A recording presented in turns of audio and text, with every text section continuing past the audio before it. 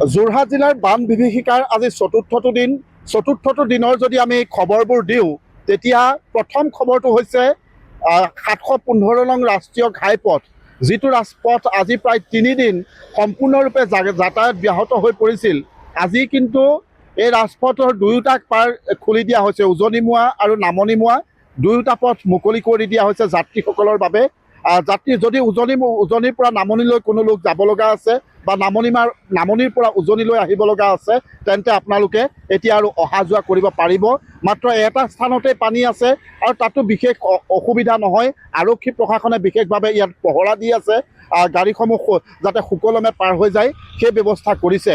কিন্তু এইখিনিতে আমি এইটো কথা উল্লেখ কৰিব লাগিব যে এই যি প্ৰলয়ংকৰী বান, এই বানে কিন্তু বিধ্বস্ত কৰি থৈ গ'ল উজনিৰ আয়ুস ৰেখা 715 নং ৰাষ্ট্ৰীয় ঘাইপথ। মই প্ৰথমতে কিছু এটা দৃশ্য দেখুৱাই লৈছোঁ। এই নতুনকৈ নিৰ্মাণ কৰা এই যি 4 লেনযুক্ত পথ, এই পথ এনেধৰণে এতিয়া ডিভাইডাৰৰ স্থানত প্ৰকাণ্ড পুখুৰী সদৃশ এটা পৰিৱেশৰ সূচনা হ'ল। এয়া হৈছে প্ৰথমটো খবৰ। আৰু দ্বিতীয়টো খবৰ যে গ্ৰামাঞ্চলত আজিও বান অপৰিৱৰ্তিত হৈ আছে। এতিয়াও বহু লোকৰ বাসগৃহৰ ভিতৰত এককাল এবুকু পৰ্যন্ত পানী হৈ আছে। আৰু প্ৰশাসনে এইসমূহ পৰিয়ালক খাদ্য সামগ্ৰী যোগান বা এনেবিলাক কামত তেওঁলোকে যোৰহাট জিলা প্ৰশাসনে সেৱা অব্যাহত ৰাখিছে। আৰু তাতোতকৈ ডাঙৰ কথা যে কালি সন্ধিয়াৰ ভাগত পুনৰ টিয়ক আৰু মৰিয়নি সমষ্টিত দুগৰাকীকৈ পুনৰ দুজনে মৃত্যুৰ সাৱটি ল'ব লগা হৈছে। এটি 7 বছৰীয়া কণমানি আৰু এগৰাকী 50 বছৰীয়া মহিলা। এই দুয়োগৰাকী ইতিমধ্যে পুনৰ এই কালৰূপী বানে প্ৰাণ ল'লে।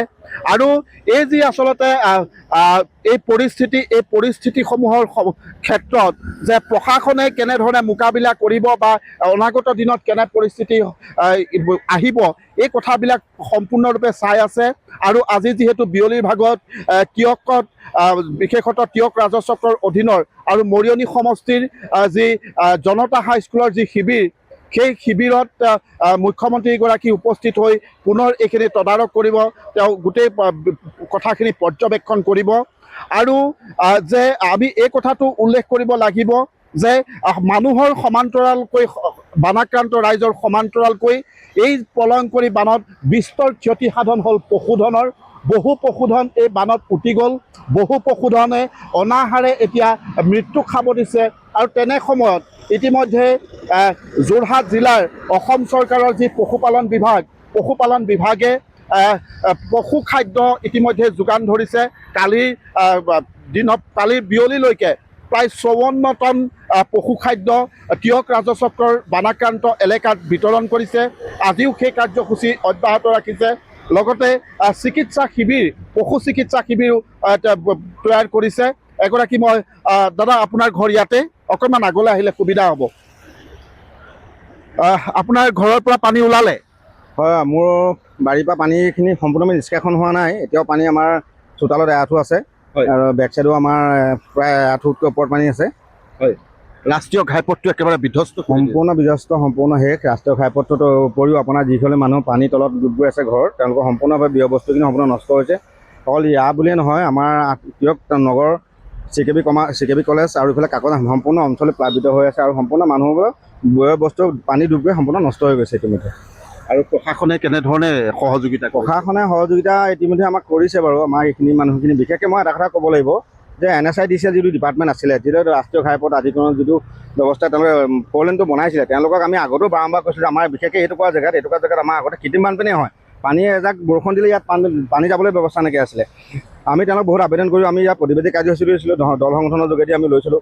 আমি কৈছোঁ যে এটা কথা হৈছে এইটো ওখ কৰক আৰু ইয়াৰ যিটো পানী জমা হয়, পানীটো আপোনালোকে হয় বনমাচিকা পুল আৰু এইফালে আপোনাৰ জগদা নৈত পেলোৱাৰ ব্যৱস্থা কৰক। তেতিয়া পানীৰ সমস্যাটো অলপ হ'লেও সমাধান হ'ব। যিহেতু এটা বাঢ়নী পানী, এইটো কৃত্ৰিম বানপানী নহয়। এই বাঢ়নী পানীত ওলাই যোৱা কোনো ব্যৱস্থাই নাই এতিয়া।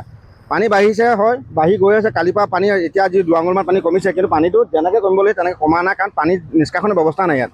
কিন্তু ওলাই যাব পৰা নাই। NHIDCL এই পথত কোনো ধৰণৰ পুল বা দলং তেনেকুৱা কোনো ব্যৱস্থা তেনেকুৱা ব্যৱস্থা নকৰিলে তেওঁলোকে সম্পূৰ্ণ মই ক'বলৈ গ'লেতো ধৰক ভুল জৰিপেই তেওঁলোকে কৰিছে। তেওঁলোকে অনভিজ্ঞ ইঞ্জিনিয়াৰ বুলি ক'ব লাগিব তেওঁলোকে, বা তেওঁলোকে যাক কোম্পানীক ঠিকা দিছিলে তাত ইমান ডাঙৰ ডাঙৰ কোম্পানীবিলাকত তেনেকৈ এনেকুৱা ইঞ্জিনিয়াৰ থাকে নে তেওঁলোকে এটা ছাৰ্ভে এটা কৰি প্ৰপাৰ ৰিজাল্ট দিব নোৱাৰে যে ইয়াত পানী ড্ৰেইনটো কোনফালে গ'লে পানীটো যাব। তেওঁলোকে 4-5 বাৰ ড্ৰেইনটো ভাঙিছে কিন্তু আজিলৈকে সমস্যাৰ সমাধান নহ'ল। যাৰ পৰিপ্ৰেক্ষিতত এতিয়া এটা বৃহৎ এটা আমাৰ ক্ষতি হৈছে আৰু অনাগত দিনত চাগে সম্ভৱ ইয়াতকৈ বৃহৎ হ'ব পাৰে। আমি মানে শংকাত ভুগি আছোঁ এতিয়ালৈকে। নিশ্চয় ধন্যবাদ জনাইছোঁ।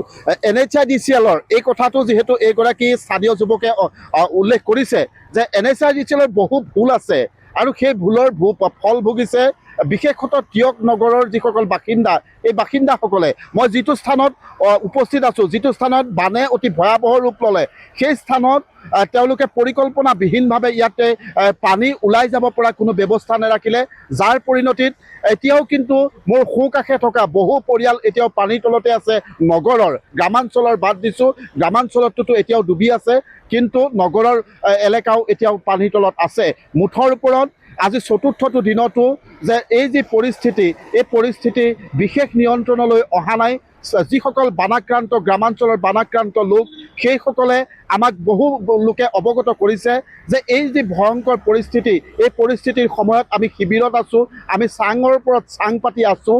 এই মুহূৰ্তত আমাক খোৱা পানীকণ বা এমুঠি খাদ্য যোগান ধৰিছে, কিন্তু এই খাদ্যসমূহ আমি ইয়াত আছোঁ কাৰণে খাবলৈ পাৰিছোঁ, কিন্তু ঘৰলৈ যোৱাৰ পিছত আমি কি কৰিম, আমি ক'লৈ যাম? আমাৰ বাৰীখন শেষ হৈ গ'ল, আমাৰ ভঁৰাল ঘৰটো তিতি গ'ল, আমাৰ পথাৰ একেবাৰে নাই, পশুধন ক'লৈ গ'ল আজিও বিচাৰি পোৱা নাই। তেনে এক পৰিস্থিতিৰ মাজতেই এক অনাকাংক্ষিত ভৱিষ্যতক লৈ এতিয়া উজাগৰি নিশা কটাইছে টিয়ক আৰু মৰিয়নি সমষ্টিৰ বন্যাত্ৰই।